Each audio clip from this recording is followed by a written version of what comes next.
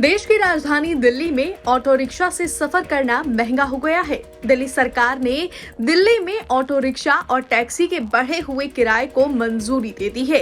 इसके बाद अब राजधानी दिल्ली में ऑटो और टैक्सी में सफर करना और भी ज्यादा महंगा हो जाएगा। दिल्ली में सीएनजी के बढ़ते दामों के मद्देनजर ऑटो और टैक्सी का किराया बढ़ा दिया गया है। इसके लिए केजरीवाल सरकार ने अब ऑफिशियल नोटिफिकेशन भी जारी कर दिया है।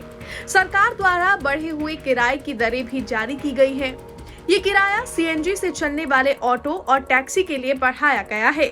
आपको बता दें, राजधानी दिल्ली समेत देश भर में सीएनजी के दामों में पिछले कुछ समय से लगातार बढ़ोतरी देखने को मिल रही है। कुछ समय पहले ही ऑटो और टैक्सी चालकों ने दिल्ली में किराए में संशोधन की मांग को लेकर धरना प्रदर्शन भी किया था, जिसके बाद अब दिल्ली सरकार ने किराया बढ़ाने के लिए कमेटी का गठन किया था, जिसकी रिपोर्ट के आधार पर अब किराए में बढ़ोतरी की गई है।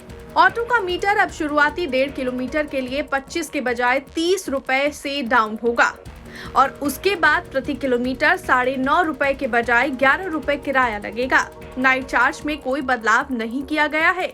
इसी तरह टैक्सी के किराए को भी बढ़ाया गया है। अब नॉन एसी और एसी टैक्सी का किराया पहले 1 किलोमीटर के लिए 25 रुपए से बढ़ाकर 40 रुपए किया गया है। वहीं 1 किलोमीटर के बाद नॉन एसी टैक्सी का किराया 14 रुपए किलोमीटर के बजाय 17 रुपए किलोमीटर होगा, जबकि एसी टैक्सी का किराया 16 रुपए किलोमीटर से बढ़ाकर 20 रुपए प्रति किलोमीटर किया गया है। नाइट चार्ज में कोई बदलाव नहीं किया गया है।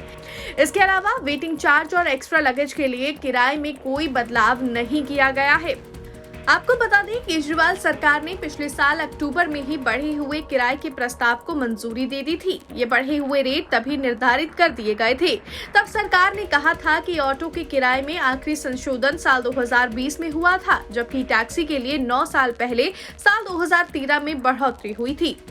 2020 में सीएनजी का किराया 47 रुपए था, जो अब दोगुना से अधिक हो चुका है।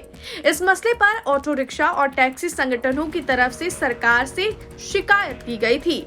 अपनी शिकायत में उन्होंने कहा था कि सीएनजी की बढ़ती दर, ऑटो रिक्शा और टैक्सी की लागत और रखरखाव में खर्चा ज्यादा आ रहा है, जबकि लागत के अनुरूप कमाई नहीं हो पा रही है। इसके लिए सरकार ने किराए की समीक्षा और सिफारिश करने के लिए मई 2022 में 13 सदस्यों की एक कमेटी का गठन किया था। कमेटी ने ब्लैक, येलो और इकोनॉमी टैक्सी के किराए में संशोधन करने की सिफारिश की थी, जिसकी समीक्षा की गई और दिल्ली सरकार ने किराए बढ़ाने के प्रस्ताव का अनुमोदन कर दिया।